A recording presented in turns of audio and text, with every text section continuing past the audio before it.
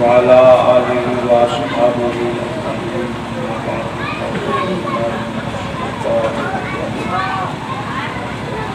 بسم الله الرحمن الرحيم. يا أيها الذين آمنوا اتقوا بالسلم كافة ولا تتبعوا خطوات الشيطان إنه لكم عدو مبين. أعوذ بالله صدق الله العظيم. صدق رسوله النبي الأمين الكريم.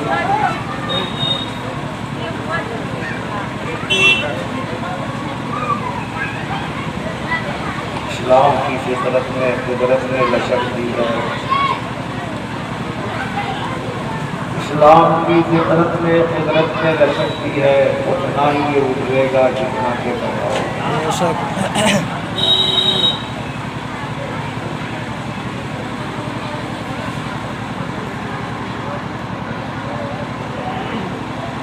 برادران اسلام، پورے وقت میں اللہ کے فضل و کرم سے، اس کی توفیق سے، مدد سے چند فکر انگیز یعنی دماغ کو کھولنے والی باتیں، جذبات اور جذباتیات سے دور رہتے ہوئے عرض کرنے کی کوشش کر رہا ہوں. مجھے امید ہے کہ آپ ان باتوں پہ دھیان دیں گے، اور جب دھیان ہو جائے گا تو انشاءاللہ کچھ نہیں بہت کچھ فائدے آپ کو حاصل ہو جائے گا. اللہ پاک سارے ایمان والوں سے، آپ خوب جانتے ہیں ایمان والے کون ہوتے ہیں. ایمان والے وہی ہوتے ہیں جو اللہ کو مانتے ہیں، اللہ کے سارے رسولوں کو مانتے ہیں، اللہ کی کتاب ہدایت کو مانتے ہیں، اللہ کے فرشتوں کو مانتے ہیں، اللہ کے دیے ہوئے حلال و حرام کے قانونوں اور حکموں کو مانتے ہیں. ایمان والے وہ ہوتے ہیں جو مرنے کے بعد زندہ ہونے کا یقین رکھتے ہیں، جو حساب و کتاب کو مانتے ہیں، حشر و نشر، جنت و جہنم کو مانتے ہیں. جب سمجھ گئے ایمان والے کون ہوتے ہیں تو اب ایمان والوں کو حکم ہو رہا ہے، یا ایھا الذین آمنوا ادخلوا فی السلم کافۃ، اسلام میں پورے طور پر داخل ہونا.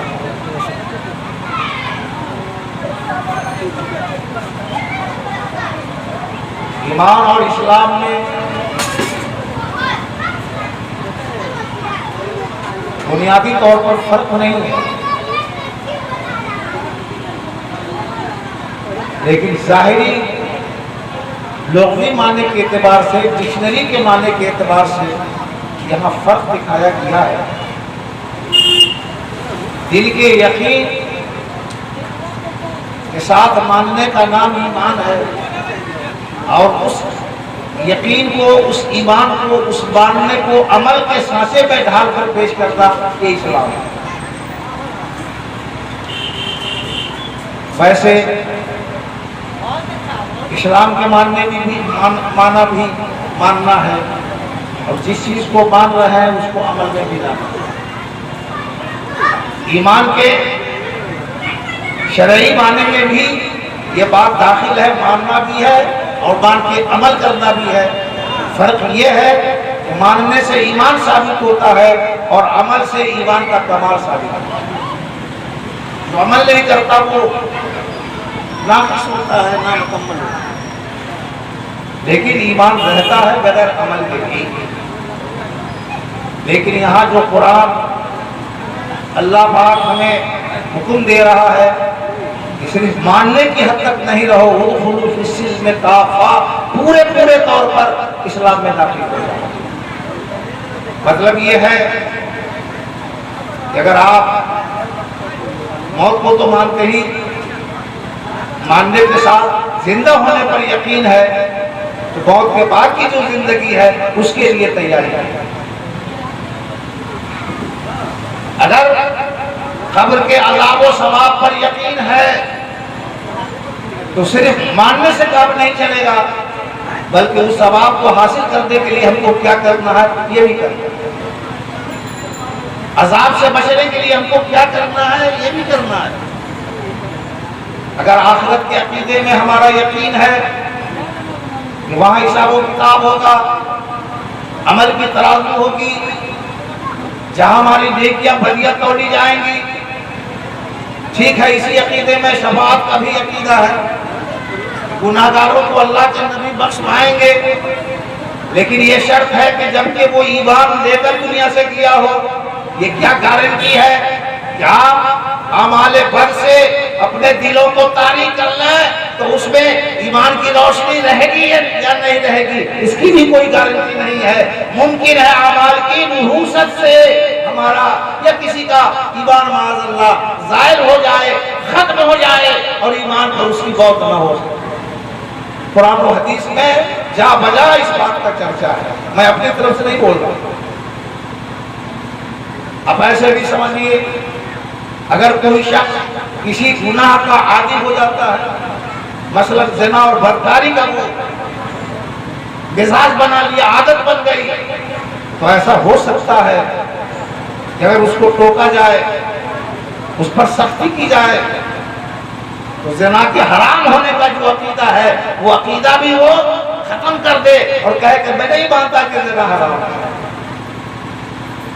وہ لاکھ کلمہ پڑھے گا، الحمدللہ کے الف سے لے کر الناس تک ایمان رکھے گا تو میں قرآن کو مانتا ہوں۔ ارے یار، تم نے قرآن کی ایک آیت سے جو حکم ثابت تھا اس کا تم نے انکار کر دیا، اور یہاں ماننے کا مطلب یہ نہیں ہے افتؤمنون ببعض الکتاب وتکفرون ببعض، قرآن کے بعض حکم کو مانتے ہو، بعض سے انکار کرتے ہو۔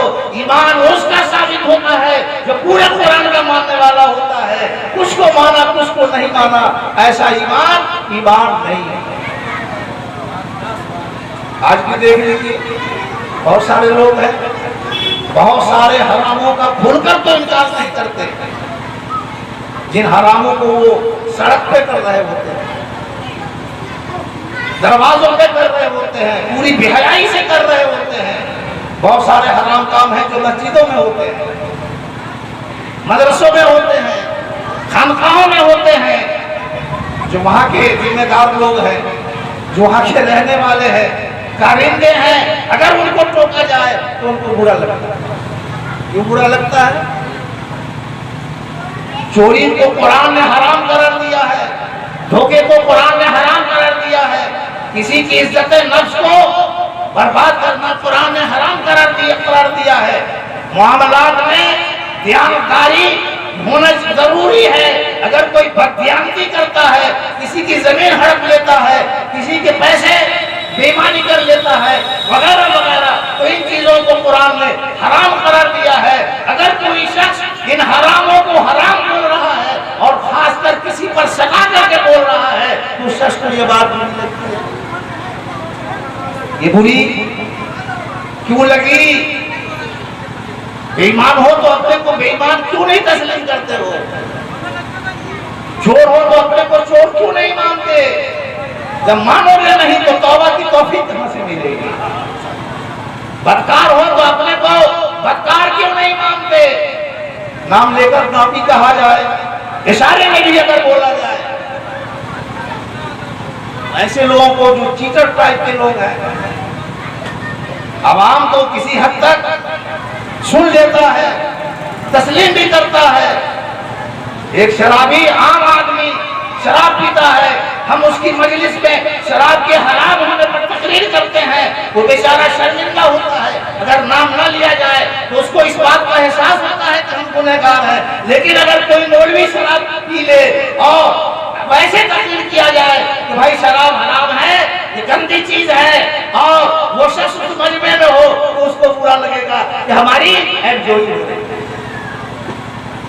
ایسا دیکھا گیا جو لوگ مذہب کے نام پر، دین کے نام پر اپنا اسٹیٹس بنائے ہوئے ہیں، اپنا مقام بنائے ہوئے ہیں، دین کی راہ سے لوگوں سے عزت لے رہے ہیں، دین کی وجہ سے اس کی شہرت ہے، عوام کے پیسے سے وہ دعوے عیش لے رہے ہیں، ان کی کوٹھیاں بن رہی ہیں، ان کی گاڑیاں چل رہی ہیں، ایسے لوگوں کے خلاف اگر کوئی بات جاتی ہے، گھر سے نام لے کر نہ بولا جائے، اس کو یہ بات بری لگتی ہے۔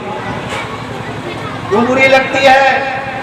اس لیے بری لگتی ہے کہ اس کے دل کے اندر ایمان کی روشنی نہیں ہے۔ نام لے کر بولا جائے ایک فطری بات ہے، بات بری لگ سکتی ہے، لیکن بغیر نام کے اگر شریعت کو بولا جائے، اللہ کے قانون کو بولا جائے، اللہ کے احکام کو بولا جائے تو کیوں بری لگے گی؟ اگر بری لگے گی پھر کبھی وہ توبہ نہیں کرے گا، اور ممکن ہے اس بری لگنے کی وجہ سے، ممکن نہیں بلکہ غالب گمان ہے کہ مرتے مرتے تک اس کا ایمان برباد ہو جائے گا، اور معاذ اللہ کفر پر اس کی موت ہو جائے گا۔ میں حدیث سناتا ہوں، جس حدیث کو غالباً آپ کا جو مدرسہ ہے، اس معیار کا جو بھی مدرسہ ہے دنیا کے اندر، سب میں یہ حدیث پڑھائی جاتی ہے، ان العبد لا يعمل عمل اہل الجنہ وانہ من اہل النار ويعمل عمل اہل النار وانہ من اہل الجنہ انما الاعمال بالخواتیم۔ کچھ لوگ ہیں جو جنت میں جانے کا کام کرتے رہتے ہیں، لیکن کرتے کرتے زندگی کا ایک ایسا ٹرننگ پوائنٹ آتا ہے، ہاں اس کے درمیان اور جنت کے درمیان ایک ہاتھ کا فاصلہ رہ جاتا ہے، ایسا ٹرننگ پوائنٹ آتا ہے کہ وہ کوئی ایسا کام کر جاتا ہے جس سے اس کا ایمان برباد ہو جاتا ہے اور وہ جہنم میں جاتا ہے۔ کچھ لوگ ایسے بھی ہیں جو زندگی بھر جہنم میں جانے کا کام کرتے رہتے ہیں، لیکن عمر کے آخری حصے میں موت سے کچھ ہی پہلے سے ہی کوئی ایسا نیک کام کر جاتا ہے جس کی برکت سے اللہ تعالیٰ اسے پورے اسلام پر ایمان عطا فرماتا ہے۔ اور ایسے ہزاروں لوگ ہیں جو دنیا میں مولانا ہو کر بھی کفر کے گڑھے میں گر گئے۔ یہ 72 فرقے کن لوگوں کے بنائے ہوئے ہیں؟ ڈاکٹروں کے بنائے ہوئے نہیں ہیں، نیتاؤں کے بنائے ہوئے نہیں ہیں، کسانوں کے بنائے ہوئے نہیں ہیں، انجینئروں کے بنائے ہوئے نہیں ہیں۔ جن 72 فرقوں کو آپ جہنمی مانتے ہو، یہ فرقے تو مولانا ہی کے بنائے ہوئے ہیں، پیروانی کے بنائے ہوئے ہیں، یہ دونوں مل کر کے بنائے ہوئے ہیں۔ مولانا اور پیر یہ دونوں مل کر یہ 72 فرقے بنائے ہوئے ہیں، جن فرقوں کے بارے میں میرے آقا و مولا، ساری کائنات کے آقا و مولا حضور احمد مصطفیٰ محمد رسول اللہ صلی اللہ علیہ وسلم نے ارشاد فرمایا یہ سب جہنمی ہے، بس ایک فرقہ ہے جو جنت ہے۔ سن رہے ہیں؟ اب زبردستی اپنے پر چھوڑ دیے کہ ہم وہ فرقہ ہیں، یہ فرقہ اولیاء کا فرقہ ہے۔ یہ فرقہ کن کا ہے؟ اولیاء کا فرقہ ہے۔ اب تو اس زمانے میں یہ بھی ایک مشکل مسئلہ آ گیا کہ بھائی ولی کس کو مانا جائے؟ یہاں کو ہر خیر اپنے کو ولی بنوانے کے چکر میں ہر نماز نہیں چل رہی ہے ولی ہے، روزے توڑے جا رہے ہیں ولی ہے، بے پردگی کے ساتھ عورتوں کی بھیڑ میں ہے ولی ہے۔ حجاب کا قانون یاد رکھو، قرآن کا قانون ہے۔ میرے نبی نے جبکہ معصوم ہیں، صحابہ نے کبھی کسی سے ڈائریکٹلی بیعت نہیں لی ہے، زبانی بیعت نہیں ہے، پردے سے بیعت نہیں ہے۔ جب حجاب کا قانون یہ ہے تو کسی مولانا کو، کسی پیر کو کہاں سے حق پہنچتا ہے کہ عورت بے حجابانہ اس کی مجلس میں بیٹھا رہے اور وہ پھونک پھاک کرے، جھاڑ پھونک کرے؟ کہاں سے اس کو یہ حق پہنچتا ہے کہ عورتوں سے پیر دباوے، ہاتھ چلواوے، مصافحہ کرے یا عورتوں پر ہاتھ ڈالے؟ میرے بھائیوں، میں عرض کر رہا ہوں، اسلام کے نقشے کو اللہ کے نیک بندوں نے دنیا کے سامنے رکھا ہے۔ یہ اسلام پیغمبر اسلام جناب محمد رسول اللہ صلی اللہ علیہ وسلم کو اللہ نے عطا کیا، آپ نے صحابہ کرام کو عطا فرمایا، دبا تابعین کے ہاتھوں میں آیا. آپ اسلام کی تاریخ پڑھیں گے آپ کو تو لگتا یہ ہے کہ جو ہوائی جہاز پر اڑتا ہے وہ بہت بڑا عالم اور پیر ہے، جو ایئر کنڈیشنر میں رہتا ہے وہ عالم اور پیر ہے، جو ایسو عشرت کی زندگی گزارتا ہے وہ بڑا عالم اور بہت بڑا پیر ہے. لیکن دیکھو دنیا کے سب سے بڑے پیر، ساری کائنات کے رہنما، جن و انسی نہیں ملائکہ کے نبی اور ذرہ ذرہ کے نبی، قطرہ قطرہ کے نبی، سب کے نبی جناب محمد رسول اللہ صلی اللہ علیہ وآلہ وسلم کی زندگی کا نقشہ کیا ہے. بخاری شریف کی حدیث سے میں صرف نبی نہیں نبی کے ہر والوں کی زندگی کا نقشہ پیش کرتا ہوں. ام المومنین زوجہ محمد رسول اللہ صلی اللہ علیہ وآلہ وسلم حضرت عائشہ فرماتی ہے ما شبع آل محمد، بخاری میں یہ حدیث ہے، بخاری کے حوالے سے مشکاۃ شریف میں بھی حدیث آئی ہے، ما شبع آل محمد من خبز الشعیر یومین متتابعین حتی قبض رسول اللہ صلی اللہ علیہ وآلہ وسلم. اللہ کے نبی کی اولاد، گھر والے، بیوی بچے زندگی میں 2 دن لگاتا جو کی روٹی بھی پیٹ بھر کر نہیں کھائے، جو کی روٹی بھی پیٹ بھر کر نہیں کھائے. دنیا کا کون سا غریب مسلمان ہے جو یہ کہے کہ ہم نے 2 دن لگاتار گیہوں کی روٹی نہیں کھایا ہو پیٹ بھر کر؟ کوئی نہیں کہہ سکتا. لیکن میرے نبی کا یہ فقر اختیاری تھا. اللہ پاک نے تو اختیار دیا تھا کہ آپ چاہیں تو پورا مکہ سونا ہو جائے، مکے کے پہاڑ سونے ہو جائیں، زمین سونا ہو جائے. اللہ کے نبی خود فرماتے ہیں، یہ بھی حدیث ہے بخاری شریف کی، لو شئت لصارت معی جبال الذھب، اگر میں چاہوں تو سونے کے پہاڑ بھی میرے پیچھے چلنا شروع کر دیں. تو آپ نے اس فقر کو اختیار کیا تھا، اس لیے اختیار کیا تھا کہ کوئی بھی مومن قیامت تک فقر کی حالت میں، غریبی کی حالت میں دامن اسلام کو نہ چھوڑے. بہت زیادہ مجبوری آئے تو میری حالت کو دیکھے اور اس حالت کو دیکھ کر وہ صبر کر لے، لیکن ایمان کے دامن کو، اسلام کے دامن کو اپنے ہاتھ سے جانے دے. یہ سمجھانے کے لیے آج کیا ہے، آپ ایک کپ چائے پہ جھوٹ بولتے، ایک چٹکی کھینی پر طرفداری کرتے تو حرام ہے. معمولی فائدے کے لیے ایک مومن دوسرے مومن کو بھاری نقصان پہنچاتے ہیں، جبکہ اسلام کا نظام یہ ہے، اسلام کی برکت یہ ہے کہ ایسا دین ہے جو مانے وہ تو رحمت کے ساتھ رہے گا ہی نہیں، نعمت کے ساتھ تو رہے گا ہی رہے گا، لیکن جو نہیں بھی مانے لیکن اسلام کی حکومت کو تسلیم کر لے تو اس کی بھی جان، اس کا بھی بات، اس کی بھی آبرو ویسے ہی محفوظ ہے جیسے ماننے والے کی جان محفوظ ہے، اس کی آبرو محفوظ ہے، اس کا مال محفوظ ہے. اب اور کیا چاہیے؟ لا اکراہ فی الدین، اسلام میں کوئی زور زبردستی نہیں ہے، جس کو جو چاہے، جون سا مذہب چاہے اختیار کرے. اسلام نے یہ قانون دیا ہے لا اکراہ فی الدین، دین میں کوئی زور زبردستی نہیں ہے. اسلام نے یہ قانون دیا ہے لا تقتلوا النفس التي حرم اللہ الا بالحق، کسی جان کو ناحق مت مارو، چاہے وہ مومن کی جان ہو یا غیر مومن کی جان، ناحق نہیں مارو. اسلام نے قانون دیا ہے لا تاکلوا اموالکم بینکم بالباطل، کسی کا مال باطل سے مت کھاؤ، چاہے وہ مومن ہو چاہے غیر مومن. یہ ہے اسلام کی برکت ہے. آج ہم نے ان برکتوں کو بھولا دیا، ہم نے اسلام کی ان عظمتوں کو سڑکوں پہ لا کے اچھال دیا. آج ہم بزرگوں کی بات کرتے ہیں، ان کی کرامتوں کی بات کرتے ہیں، ان کی عظمتوں کی بات کرتے ہیں. کیا کرامت سے اسلام دنیا کے اندر پھیلا ہے؟ ہرگز نہیں. جب معجزے کو جھٹلا دیا گیا تو بزرگوں کی کرامت کیا ہے؟ نبی چاند کو ٹکڑے کر رہے ہیں لیکن مانا نہیں جا رہا ہے، نبی سورج کو پلٹا رہے ہیں لیکن نہ ماننے والا نہیں مان رہا ہے، کنکری سے کلمہ پڑھوا رہے ہیں لیکن نہ ماننے والا نہیں مان رہے ہیں. لیکن نبی صادق ہیں، سچے ہیں، امانت دار ہیں. یہ تو ابو جہل بھی مان رہا ہے، ابو لہب بھی مان رہا ہے.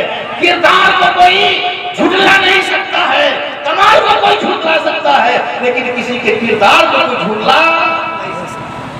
اور یہی وہ کردار ہے جس نے پورے عرب سے کلمہ پڑھا لیا، یہی وہ کردار ہے جس نے پورے عرب سے کلمہ پڑھا لیا، اور اسی کردار کو بزرگوں نے اپنایا، اللہ والوں نے اپنایا۔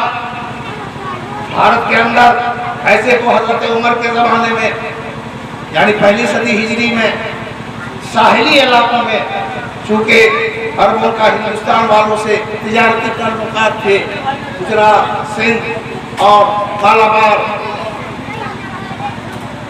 ایک اور کون سا صوبہ ہے، کرناٹکا نہیں، وہ بھی ساحلی صوبہ ہے، ان صوبوں میں اسلام آ گیا تھا۔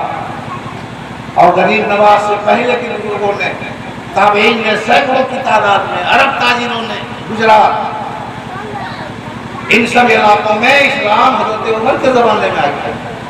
اور غریب نواز تو لگ بھگ چھٹی صدی ہجری کے آخر میں ہندوستان میں تشریف لائے۔ 537 میں آپ کی ولادت ہے اور 632 میں آپ کی وفات ہے، اور 40 سے 45 سال کی تاریخی روایتوں کی روشنی میں بول رہا ہوں، آپ کی ہندوستان میں رہنے کی مہلت ہے۔ 40-50 سالوں کے اندر ہندوستان کے ایک بڑے حصے کا نقشہ ہی بدل دیا غریب نواز نے۔ کیوں بدلا؟ کیا وہ پیسہ بانٹ رہے تھے کیا؟ مولانا لوگوں سے جلسہ کر کے تقریر کرائی تھی؟ کوئی مدرسہ کھول کے اسلام کی تبلیغ انہوں نے کی تھی؟ 22 خلیفوں کے ساتھ آج ہم مدرسہ اسلام کی تبلیغ کے لیے نہیں کھولے ہوئے ہیں، مدرسہ تو ہم اسلام کو بچانے کے لیے کھولے ہوئے ہیں۔ مدرسہ اسلام کو بچانے کے لیے کھولے ہیں۔ ہمارے امام جو محنتیں کر رہے ہیں اسلام کو بچانے کے لیے کر رہے ہیں، یہ جو خانقاہیں ہیں یہ اسلام کے بچانے کی بات کر رہی ہے اگر صحیح خانقاہ ہے تو، ورنہ حال تو یہ ہے کہ ان مدرسوں سے بھی اسلام کی نیا ٹوٹی ہے۔ تب تو اقبال کو، ڈاکٹر اقبال کو، مفکر اسلام ڈاکٹر اقبال کو یہ کہنا پڑا، غلط گھوٹ دیا اہل مدرسہ نے تیرا، صدائے کہاں سے آئے صدائے لا الہ الا اللہ۔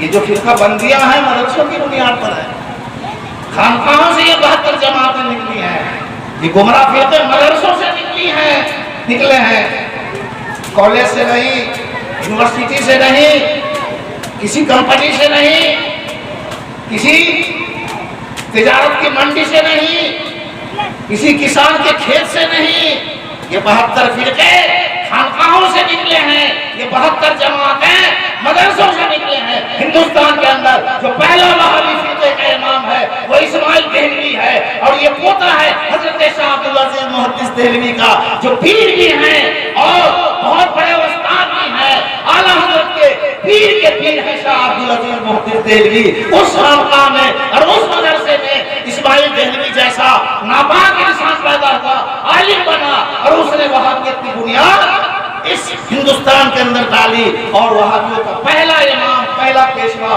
پہلا رہنما کوئی اس سے انکار نہیں کر سکتا۔ ایک مثال میں نے دی آپ سوچیں گے بھائی یہ کیسے ہو سکتا ہے، اس لیے ہم نے یہاں بھارت کی مثال دی ہے۔ اور نظم میں جو ہے ابن عبد الوہاب، محمد ابن عبد الوہاب، یہ بھی اپنے باپ کا، بہت بڑے باپ کا بیٹا ہے، یہ بھی مولانا تھا، اور ان کے باپ پورے نجد کے علاقے کے حنبلی عالم تھے اور پیر بھی تھے، پیر بھی تھے۔ باہر گئے نجد سے لے کر دہلی تک آپ وہابی اور دیوبندیوں کی نسل کو کھنگالیں گے تو آپ کو ملے گا کہ دونوں فرقے کے جو بانی لوگ ہیں، بنیاد رکھنے والے ہیں، جو لیڈر ہیں، وہ مولانا بھی ہیں، پیر بھی ہیں، ان کے والد، ان کے دادا بھی مولانا تھے، پیر تھے، پیروں کے خاندان میں پیدا ہوئے، مولویوں کے خاندان میں پیدا ہوئے، اسی مدرسے میں پڑھے جو ان کے باپ داداؤں کا مدرسہ تھا، لیکن راستہ اپنے باپ داداؤں سے الگ ہے۔ میں عرض کر رہا ہوں، ہم مدرسہ آپ اہل ایمان کے ایمان کو بچانے کے لیے چلا رہے ہیں، ایمان پھیلانے کے لیے نہیں۔ کون مانے گا آج کے اسلام کو جو ہمارا ہے؟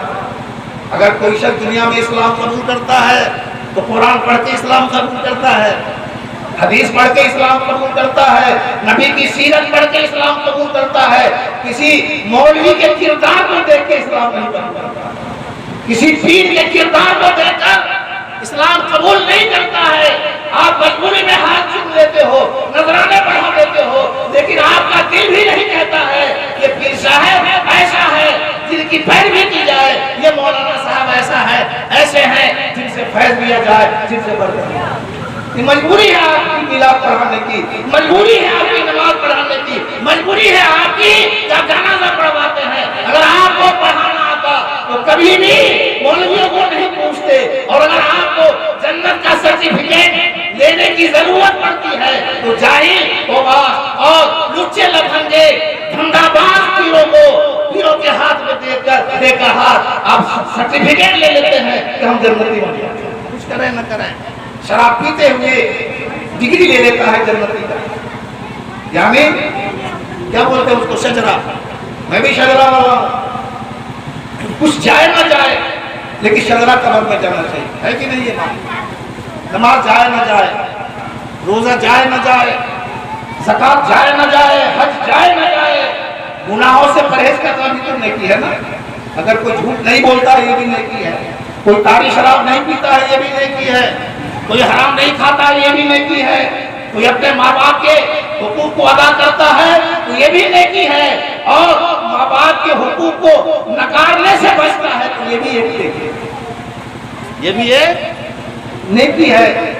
کوئی نماز نہیں پڑھتا ہے تو گناہ ہے، اور پڑھتا ہے تو کیا ہے؟ نیکی ہے۔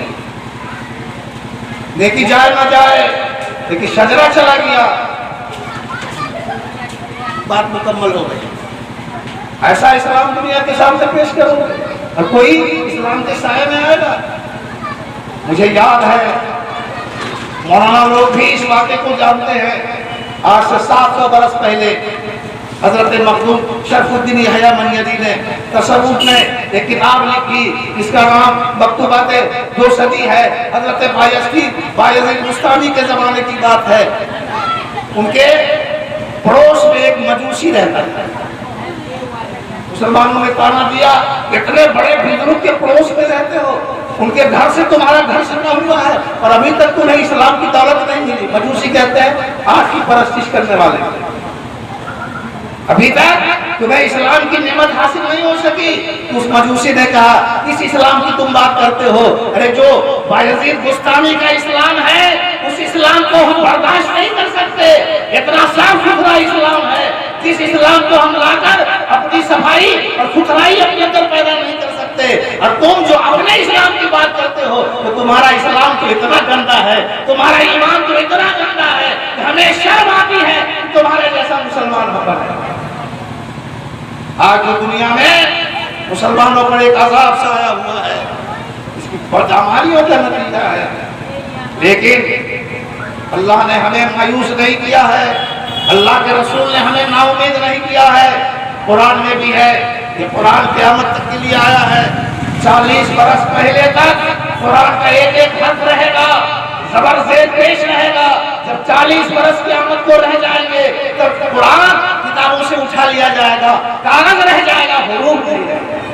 اور جب تک قرآن رہے گا اسلام رہے گا، جب تک قرآن رہے گا اسلام کے ماننے والوں کی ایک جماعت رہے گی۔ اور حدیث شریف کے اندر، صحیح حدیث کے اندر یہ بات آئی ہے، لا تزالوا طائفۃ من امتی علی الحق لا یضرهم من خالفهم، میری امت میں ایک جماعت حق پر یعنی اسلام پر قائم و دائم رہے گی، پورا اسلام اس کی زندگی میں نظر آئے گا، اور اس کے مخالفین اس کا کچھ نہیں بگاڑ پائیں گے، اس کے مخالفین اس کا کچھ نہیں بگاڑ پائیں گے۔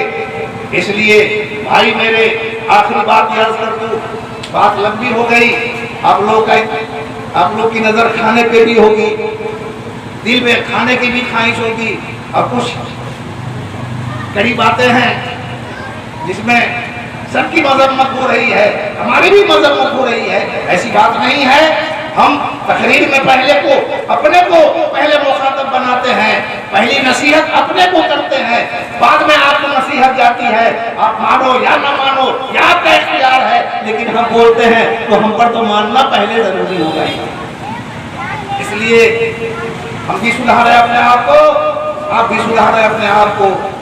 آپ لوگوں کو دھوکہ دے کر اس اسلام کی عظمت سے کھلواڑ کرتے ہیں، بےایمانی اور شیطانی کا بازار گرم کر کے، جھوٹ غیبت چغلی کو عام کر کے، ماؤں بہنوں اور بیٹیوں کے حقوق کو پامال کر کے، بال بچوں کے حقوق کو پامال کر کے آپ ایسے مسلمانوں کی کاموں تیار کرتے ہیں جس کی وجہ سے اسلام کی بے عزتی، یعنی اللہ کے دین کا والا جو اسلام ہے وہ نہیں، ہمارا جو اسلام ماننا ہے اس کی بے عزتی کھیت میں ہوگی، کھلیان میں ہوگی، مارکیٹ میں ہوگی، بازار میں ہوگی، مسجد میں ہوگی، خانقاہ میں ہوگی، مدرسے میں ہوگی۔ کیا مولانا مدرسے میں بے عزت نہیں کیے جاتے؟ کیا امام کی رسوائی مسجد میں نہیں ہوتی؟ کہاں نہیں رسوائی ہو رہی ہے؟ کیا مولانا مدرسہ میں بے عزت ہو، امام مسجد میں رسوا ہو؟ کیوں ایسا ہوا؟ اس لیے اس مولانا کی وہ ٹریننگ نہیں ہوئی یا اس قوم کی وہ تربیت نہیں ہوئی جس نے اپنے مولانا کو غلط ڈھنگ سے بھیجا۔ اس قوم کی تربیت نہیں ہوئی، یا مولانا اس لائق تھے ان کی تربیت ایسی نہیں ہوئی جس کی وجہ سے قوم کو بے عزت کرنے کا موقع ملا۔ کہیں تو خامی ہے، ادھر ہو چاہے ادھر ہو۔